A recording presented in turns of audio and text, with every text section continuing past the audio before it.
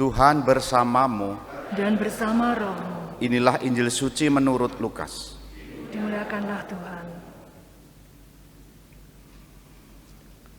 Pada waktu itu, Yesus bersabda kepada para murid, "Akan datang harinya kalian ditangkap dan dianiaya.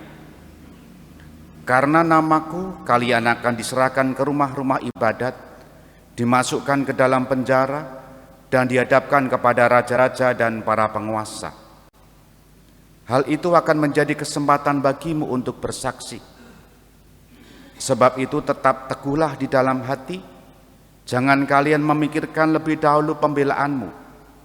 Aku sendirilah yang akan memberi kalian kata-kata hikmat, sehingga kalian tak dapat ditentang atau dibantah lawan-lawanmu. Dan kalian akan diserahkan juga oleh orang tuamu, saudara-saudarimu, kaum keluarga dan sahabat-sahabatmu, dan beberapa orang di antaramu akan dibunuh. Karena namaku, kalian akan dibenci semua orang. Tetapi tidak sehelai pun rambut kepalamu akan hilang. Kalaupun kalian tetap bertahan, kalian akan memperoleh hidupmu." Demikianlah sabda Tuhan. Terpujilah Kristus. Saudari-saudara yang dikasihi Tuhan, selamat pagi berkah dalam. Piala Dunia sudah dimulai, ya. Sudah mulai ada yang menjagokan nantinya siapa yang menang. Sudah ada yang menjagokan siapa yang menang? Sudah ya, jago saya adalah nanti yang menang siapa, itu yang saya jagokan.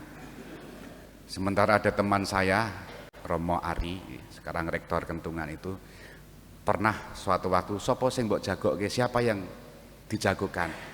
Aku tak jagokke sing kalah, mergo ora ono sing dukung. Kan prinsipnya KLMTD. Ya enggak apa-apalah ya, permainan. Nah, dalam permainan sepak bola itu unik ya, dan juga menarik. Ada yang strateginya menyerang, ada juga yang strateginya bertahan. Apalagi kalau sudah mengegulkan lawan, lalu strategi berikutnya adalah bertahan.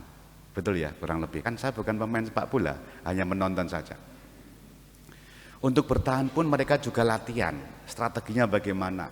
Melihat kemampuan lawan, situasinya lawan, dan mempelajari lawan-lawannya itu punya kelemahan-kelemahan yang seperti apa.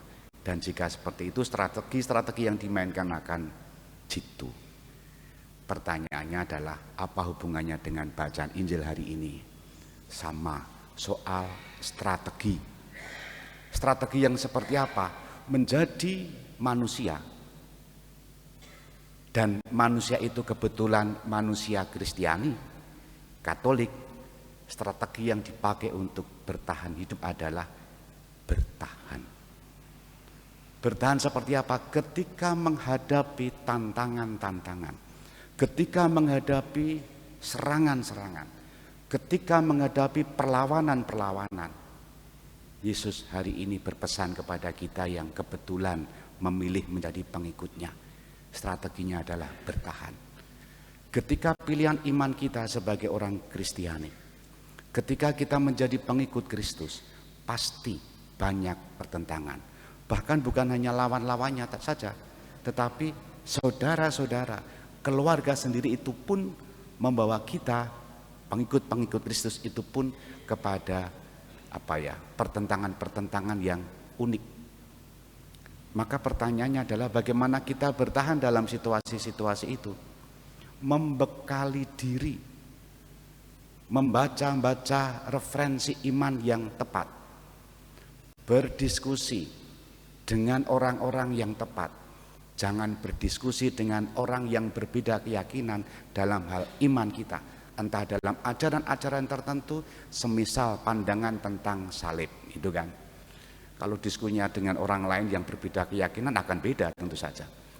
Maka bagaimana kita melatih diri, tidak hanya mengandalkan informasi-informasi yang terbatas tentang iman kita. Sebentar lagi kita juga akan memasuki masa Advent. Sosialisasi bahan-bahan Advent sudah ada. Itu pun termasuk cara bagaimana membekali diri kita. supaya bertahan dalam iman ketika iman kita sendiri juga diserang oleh banyak orang. Media sosial, entah YouTube ataupun yang lain, cara menyerang mereka juga luar biasa. Bisa menggerogoti iman kita kalau kita tidak melatih keterampilan kita dalam hal iman kita. Dengan tetap mengandalkan Tuhan yang akan menganugerahkan waktu, menganugerahkan kesempatan dan juga pertahanan untuk kita. Roh Kudus akan membisikkan kita, tetapi kita pun juga harus kerjasama dengan Roh Kudus, yakni dengan membekali diri kita. Dengan begitu kita akan bertahan dalam iman dan memperoleh hidup pada waktunya nanti. Kita hening sejenak.